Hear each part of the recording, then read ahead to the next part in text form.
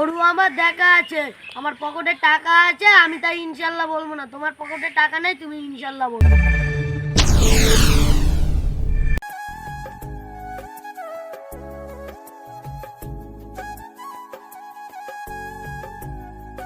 ওই গো, টাকাটা দাও, হাটের টাকা গরু কিনে আনি। ভাবি তো বাড়ি নেই, পানি আনতে গিয়েছে। লাও চাবি, সে টাকা রাখা আছে, নিয়ে নাও।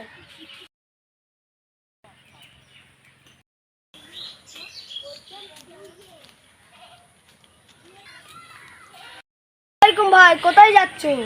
ওয়ালাইকুম আসসালাম। আর বলো না ভাই, আমি যাচ্ছি হাটে গরু কিনতে। গরু তো কিনতে যাচ্ছ, ইনশাল্লাহ বলো। ইনশাল্লাহ বলবো। ইনশাল্লাহ তো ভালো কথা, ইনশাল্লাহ বললে তো গরু কিনতে পারবে। গরু আমার দেখা আছে, আমার পকেটে টাকা আছে, আমি তাই ইনশাল্লাহ বলবো না। তোমার পকেটে টাকা নেই, তুমি ইনশাল্লাহ বলো।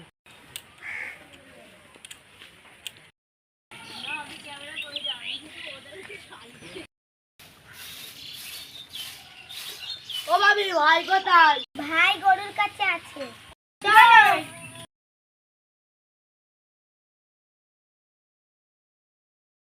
এই পথে আসো। ও ভাই, ভালো আছো তো? হ্যাঁ ভাই, ভালো আছি। ও ভাই, তোমার গরুটা দেখা, আমি তো বাড়ি নিয়ে যাবো। তোমার গরুর দাম কত? দাম 30,000 টাকা, আসো দেখাচ্ছি।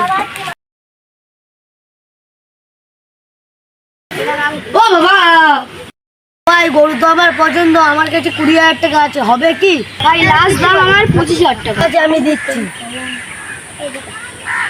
এই যে আমার টাকা। এই গরু কিনতে এইছে, নাটক, আমার বাড়িতে বেরো। আমার টাকাটা ভাই হারিয়ে গেছে। যদি মোল সাহেবের কথাটা শুনতাম, তাহলে আমার এবারে কুরবানি দেওয়া হতো।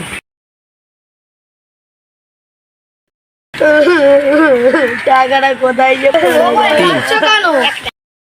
আর ভাই বলো না, গরু কিনতে যাবো ইনশাল্লাহ। টাকা পড়ে গেছে ইনশাল্লাহ, গরু কিনা হলো না ভাই ইনশাল্লাহ। ইনশাল্লাহ বলার দরকার ছিল, এখন কি বললে হবে? হ্যাঁ ভাই, তুমি ঠিকই বলেছিলে, তোমার কথা শুনলে আমার লাভ হতো।